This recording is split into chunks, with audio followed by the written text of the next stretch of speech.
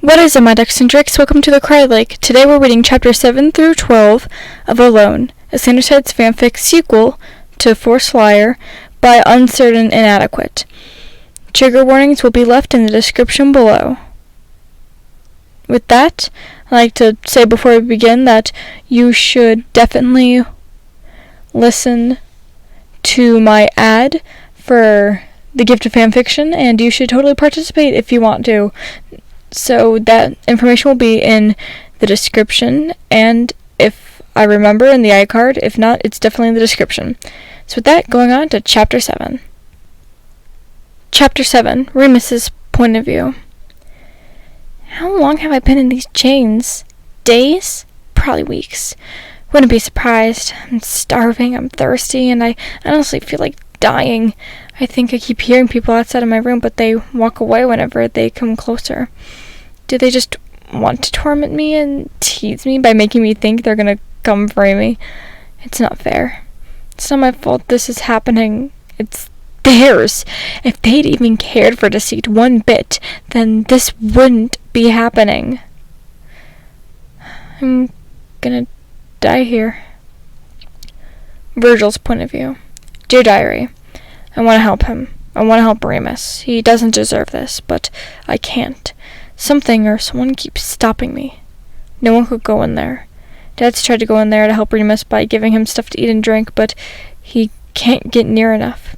Despite not liking Remus anymore, like Roman, he's still Patton. He can't have Remus dying in there.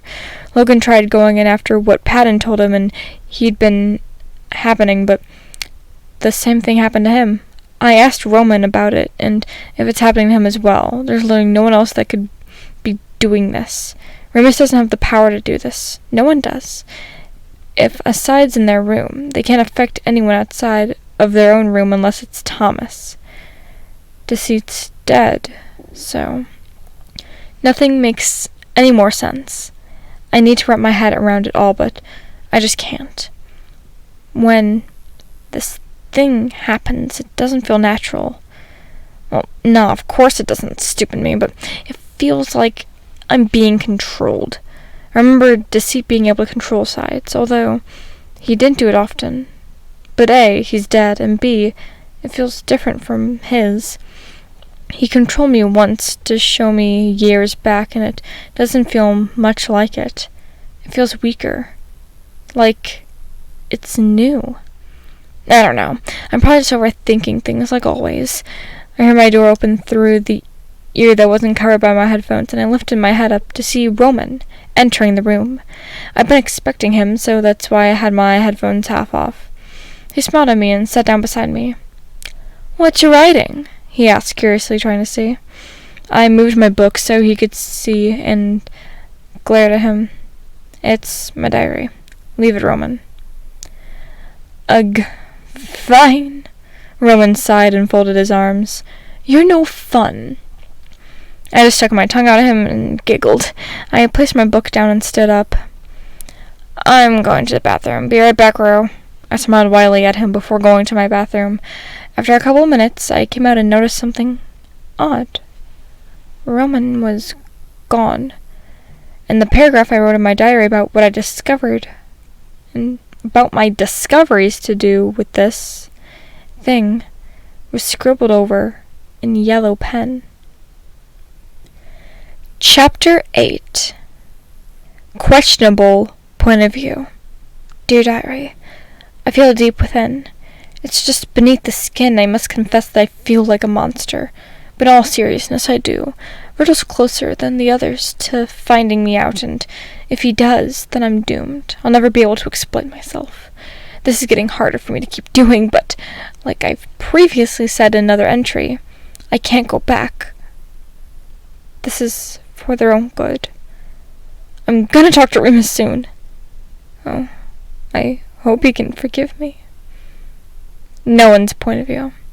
As Remus looked around his room, humming to himself to ignore the excruciating pain in his stomach, he noticed something in the corner of his eye. Or rather, someone.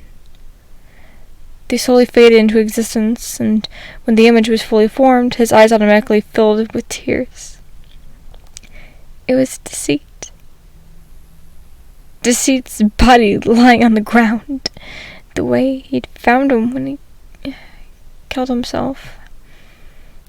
He closed his eyes tightly to try and make his mind away from it, as if it would help.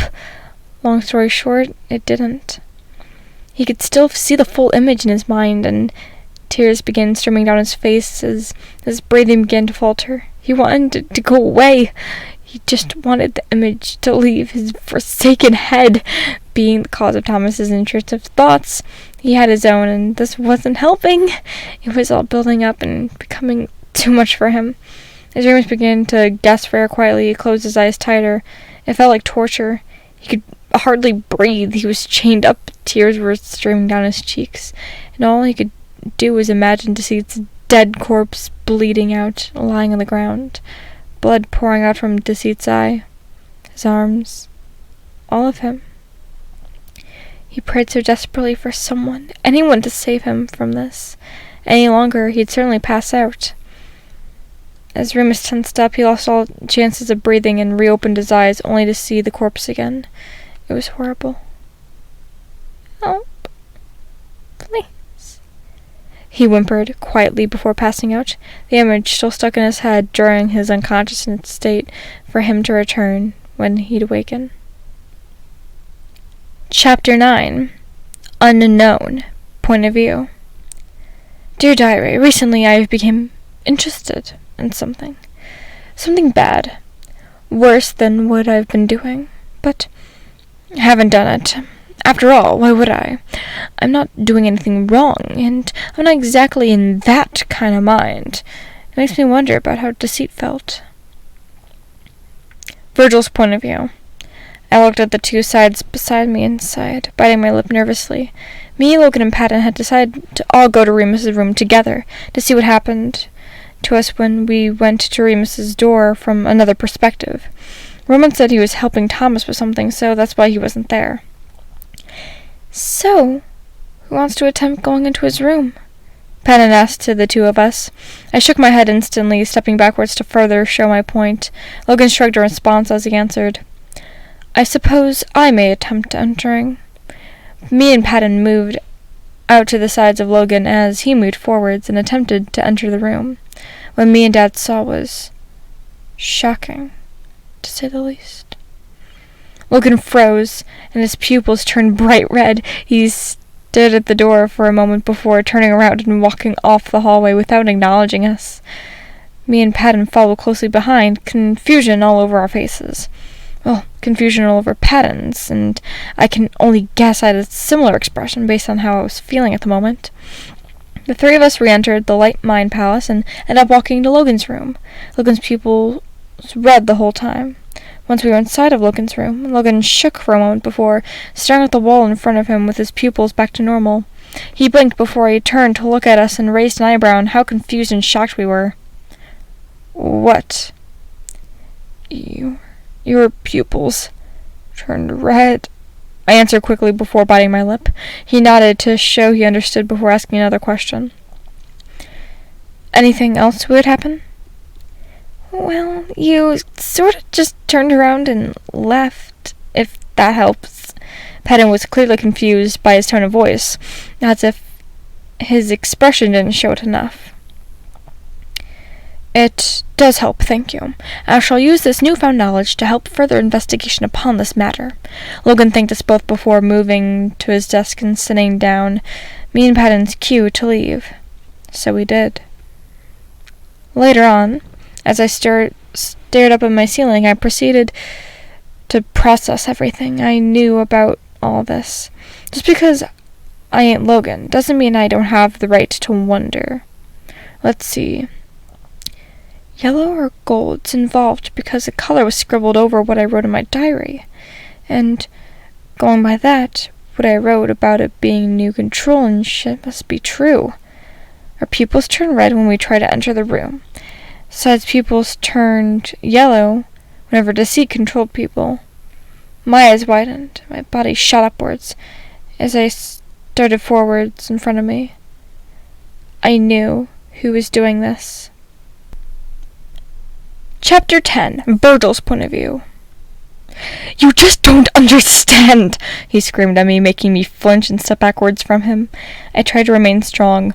"What do you mean? What is there that I don't fucking understand? You fucking lied to all of us. Wait, how did you manage that?" "What? Lie? I don't know." He shrugged, the glare still remaining in his eyes. "How do you expect me to fucking believe you? Tell me, are you fucking satisfied with whatever the fuck you're doing? Because it's ruined us." I yelled at him, warm tears forming in my eyes. He stepped back, heartbreak in his eyes. I almost felt bad for him. "No, Verge, no, please." Tears filled his eyes, and he covered his mouth in shock. "You better get your act together and stop trying to control what people do just because you don't like the dark sides, which one of them I used to be, might I add. Until then, I don't want to see your pathetic face near me any time soon." I growled lowly at him through gritted teeth before walking off, saving more questions I had. "Goodbye, Princey. May we never meet in the near future again." Roman's POV. No. Virgil found out. He fucking found out. He hates me. I was only trying to protect him and the others. So fucking stupid. Remus's point of view. It'd been a couple hours since I'd had another episode of... I don't even know what it was, but it was something bad, that's for sure. There were voices outside, recognizable as Logan and Patton. I tried to listen in, but it was impossible to decipher what they were saying from where I was. Then the door opened, and Logan walked inside, Patton following, but eyeing me coldly. He didn't seem to exactly enjoy being near me. Understandable, I guess. It's me, after all. The two of them walked over, and I heard Logan muttering something along the lines of, "Thank God Roman was distracted," which freaking confused me, but I never questioned it for some reason. "Oh, what do you two want?" I asked, raising an eyebrow. Before I got a reply, the chains were off of me, and I was free to move about. I would have went for one of my weapons, but I was curious to find out why I'd been freed. Apparently my confusion had been evident on my face because of what Logan said. "I understand you're confused, Remus. All you need to know is that not all of us hate you, or believe you should be hated. Now get something to eat. You must be starved." I noticed Patton rolled his eyes at what Logan was saying, and I sighed. He clearly wasn't the one of those people, and he was just here for the sake of it. Thank you?" I thanked him in more of a questioning way. He smiled at me before walking out, Patton giving me another glare before following. Why the hell did Logan smile at me? Why me? Does he not hate me? I decided to shrug it off as I weakly stood up, using the wall as support, before stumbling over to the exit of my room. As I looked down the hallway, my eyes widened. Deceit's old door has changed. It was still black and yellow, but it didn't look the same. The snake was different. I'm not quite sure why it was. Something was off. Screw the plan of eating. I walked closer to the door and stared at it. Was it a different shade of yellow? Maybe the black changed a shade to dark gray, so that's why it looked different. Or was it nothing to do with the colors at all? I don't know, but something was off. Biting my bottom lip, I turned around and began to continue my journey to the kitchen, nearly collapsing on the way due to how starved I was. When I opened the door to the kitchen, I froze. I was dreaming. None of this was real, surely. There stood Deceit. But not my Janice. Chapter 11, Third POV. "Oh, you must be Remus." Deceit smiled at the green and black side waving. He placed his glass of water down on the counter to give him his full attention. Remus couldn't respond. He was frozen in place. Janice was gone, and he was stuck with this replacement. It wasn't fair. You wanted Janice, not this manicky, lame excuse of a deceit. The world just wanted to torment him, didn't it? You bad? Deceit raised an eyebrow, tilting his head. Remus blinked a few times. Yeah, I'm good. I'm perfectly okay. I mean, it's not as if you're the replacement for the love of my life, and I want to murder everyone in this fucking mindscape even more now or anything. No, not at all. A crazed look laced with heartbreak quickly corrupted his expression as he smiled insanely, a few tears streaming down his eyes. God, if he could go back to his room right then and there and grab a weapon of his choice and proceed to run around killing everybody, then eventually himself as well. Trust me, he would. But he couldn't. He was frozen in place. This was still Deceit. Maybe not Janice, but it was Deceit nonetheless. He was the closest living thing to Janice left. Seems Deceit was frozen as well. He remained unresponsive for a moment. Oh, I didn't hear briefly about that. Not the replacement part. I'm not sorry to hear about it. Remus's insane smile only increased. He laughed quietly for a couple of seconds. No, don't be. Nothing could have been done to prevent it. I was the only one that could save him, and I had failed at doing something as simple as that. No one else stood a chance at saving him, so he was absolutely destined to die by the heavens above and now below. And guess what? I'm next. His voice quickly intensified in volume nearer to the end, and he began to yell, a few tears turning into bucketfuls as they began trickling down his face, eyes wide and full of heartbreak. He looked like an emotional mess, which he was. Deceit stepped backwards, eyes wide in surprise, and looked down. Do you not need someone to talk to? I'm not talking to someone like you, Remus spat, wiping tears and folding his arms as he tried to contain his volume. Plus, I'm fine. A faint shadow cast over Deceit's face as he remained silent for a bit. Can't I ask you a question at most? Remus sighed. What? Why didn't you say that you were last? Remus remained silent for a minute, turning around and staring off into the distance through the door of which he'd entered from, before responding. Because I want to die.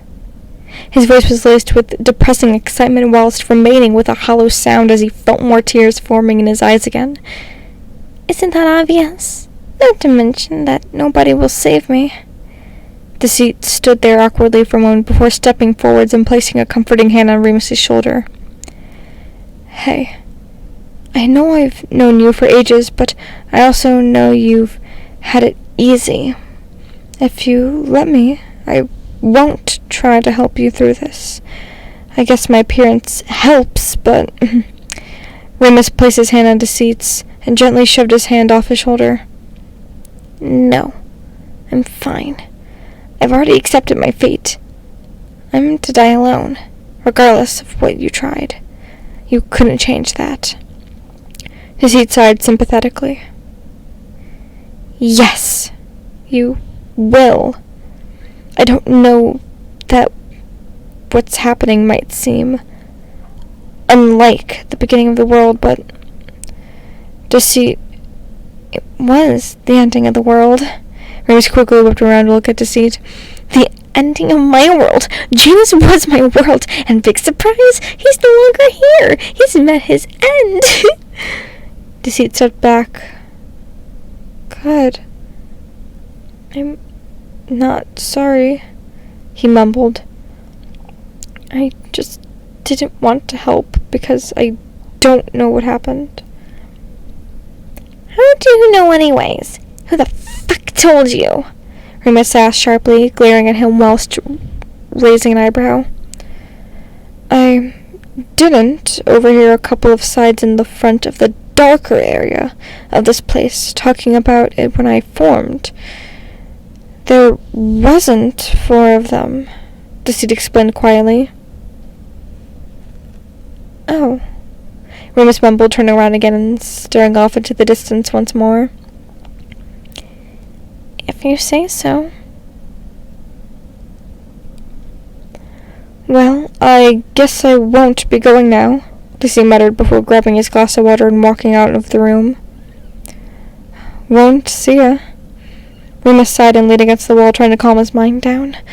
God, he was going insane, his eyes staring around the kitchen until he noticed a knife collection. He contemplated grabbing one, but too small for his taste. He needed something bigger if he was actually going to do anything. Virgil's point of view. I can't believe it, though. I mumbled quietly, burying my face in Patton's chest as he ran a comforting hand through my hair. Not gonna lie, it was comforting to some extent, but nothing could make me feel 100% calm right now. Roman, my now ex, has been controlling us to stay away from Remus, most likely, so Remus can die, just because he doesn't like that he loved Deceit. He's such a heartless bastard. Virgil, language, Patton mumbled to me. It's kind of annoying of how he gets on me about swearing, but I don't actually blame him. He is Patton after all. Sorry, Dad, I mumbled, lifting my head to look at him. I hadn't even noticed I was still crying until I wiped the tears from my face. I had an anxiety attack after leaving Roman's room from confronting him about it, and he was helping me calm down. Logan was there as well, but only watching us. He's never been good with emotions, so I don't really blame him. It's all right, kiddo. Patton smiled at me warmly. You've had a rough day. He continued to run his hand through his hair and took a deep breath to calm down. Yeah, I nodded, turning my eyes away from him. I'm gonna go to my room now, I said as I pulled away from Patton and stood up. Alright, kiddo, you can always come to me if you need anything, okay? Patton's smile softened. You got it, Popstar. I gave him a small smile before putting my hands in my pockets and leaving the room to go to my own. When I got there, I looked around my room, sighing. My eyes landing on a shattered mirror with sharp pieces of glass everywhere except one missing piece discarded near my bed. God, I really got emotional, didn't I? Before any of you guys worry or panic, no, I haven't harmed myself or anything stupid like that. At least I haven't for 5 years anyway. Simply got a little overwhelmed after releasing it. Was Roman doing all this before I confronted him and trashed my room a little? My mirror just happened to have been smashed. And what about the mirror shard that kinda helps go against my claim? That was just from me scratching on my wooden bed frame with it. It's something I tend to do when my emotions get out of hand. Multiple shapes and words were engraved into the wooden frame of the point, basic 2D and 3D shapes. Mine and the other emblems, words of praise, encouragement, and love, and get the gist. And I sat down on my bed and ran my fingers over one of the engravings. So many thoughts and memories rung through my head. It was a heart with R+V inside of it. I thought he loved me. But how could he? He clearly hates all dark sides, so to at least some extent, he's made that pretty obvious, and we all know I used to be one. He's probably only agreeing to be with me and pretending to love me so he can slip into my pants at some point. I closed my eyes tightly as our argument earlier repeated in my head. This isn't fair, I thought to myself, trying to ignore the painful memory. I leaned back and started to stare at the ceiling, after reopening my eyes a few minutes later. Our voices had become numbed out, and it was only the sound of silence that I could hear now. And also the voice whispering horrible things. I just ignored it, though, until it said one thing that irritated me throughout my entire body. Roman was your world, and now he is most likely out of your life. You should just die. There's nothing left for you here. Oh, fuck off, will ya? I've got Patton and Lo in my life, and they help make it worth living. I don't need that stupid prince, and never did. Are you sure about that? They'll probably leave you as well. Shut the fuck up, Akuma. You haven't existed for ages, so I don't know. Fuck off again. I roll my eyes and roll onto my stomach. Yes, I named the voice in my head. Got a problem with that?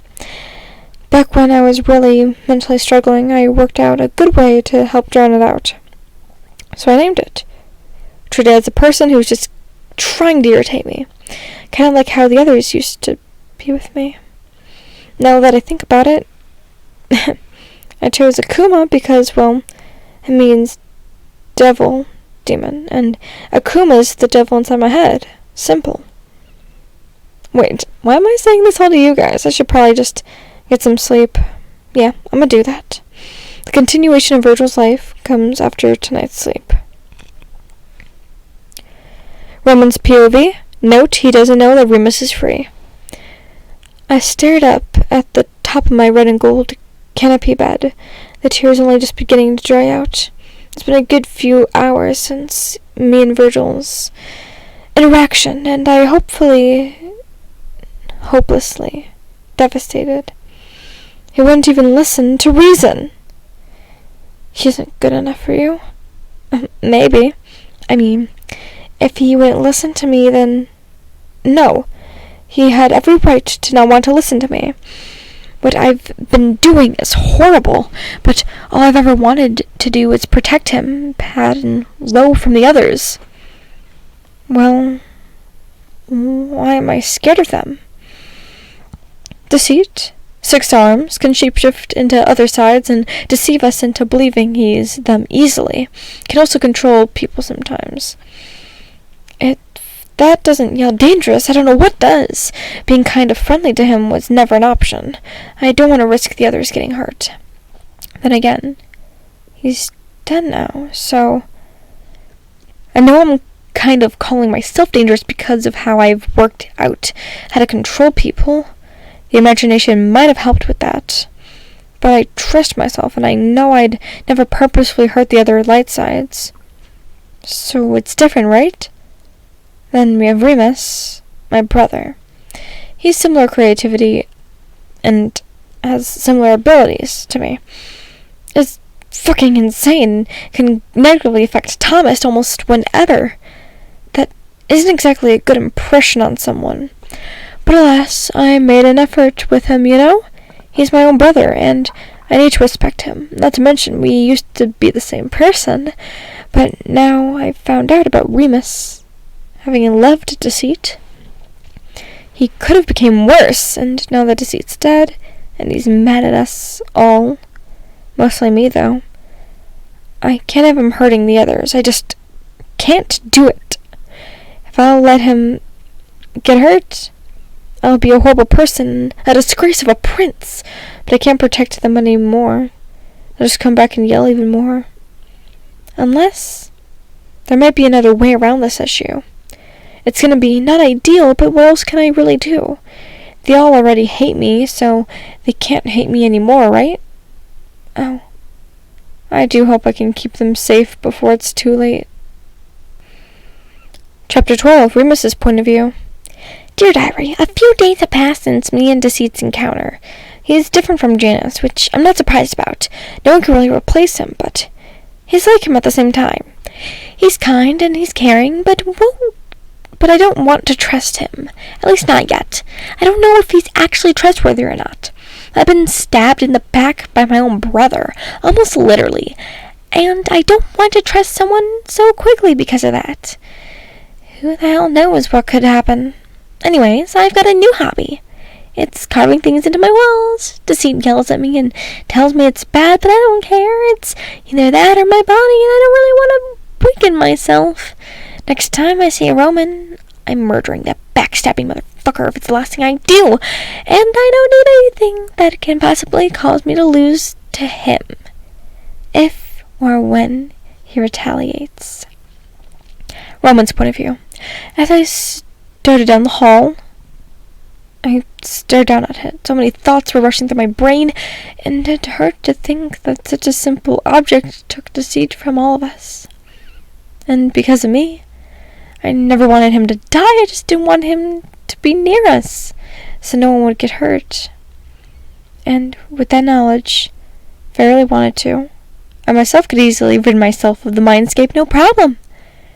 I mean, who would miss me?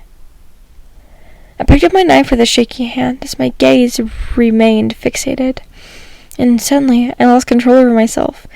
I watched helplessly as I carefully rolled up my sleeve, bringing the knife above my skin. It didn't do anything, though. And just like that, I was in control again. The knife hadn't moved at all, and it was still in front of me. God, I'm really losing my mind. I turned away from it and looked at the door, heading towards the exit of the kitchen. I couldn't harm myself. I had to finish what I started, which meant something I really don't want to do. On my way to my room, I had to pass Virgil's room. Virgil. Might as well try, right? Knocking on the door 3 times, I called to him. Stormcloud, can we fuck off, creativity? Ouch. Vivi, please. I don't want to fucking hear it. Go back to your room and stay the fuck away from me. Fine then. As I screamed back at him, I stormed off to my own room, noticing Logan and Patton peeking out of Logan's room to check the noise. I paid no attention to them or even showed acknowledgement of their existence as I entered my room, slamming the door loudly and flopping down on my bed as tears began to fall from my eyes. Wait. Why am I weeping? Pushing myself up, I blinked the tears away and moved to the other side of the room, and I picked up my sword. Swinging it a few times, I laughed quietly. Guess I'm truly alone now, aren't I? Well then, guess it's 1 versus all. Well, I know that I'm the strongest side. I don't need anxiety now, do I? How may I been a great boyfriend, but since he wouldn't listen to reason, he can't be that great of a person. I don't need him to succeed. Roman, what are you thinking? You love him. Yeah, loved him. I'm better off without him. Roman, listen to yourself. No, shut up. Sometimes you have to sacrifice relationships with people to ensure they're safe. But you don't love him? I started this mission. I'm gonna finish it. Once I realize that I saved them all, things will go back to normal. They'll respect me. Don't you get it? That's what I thought. Growling quietly to myself, I began to hum.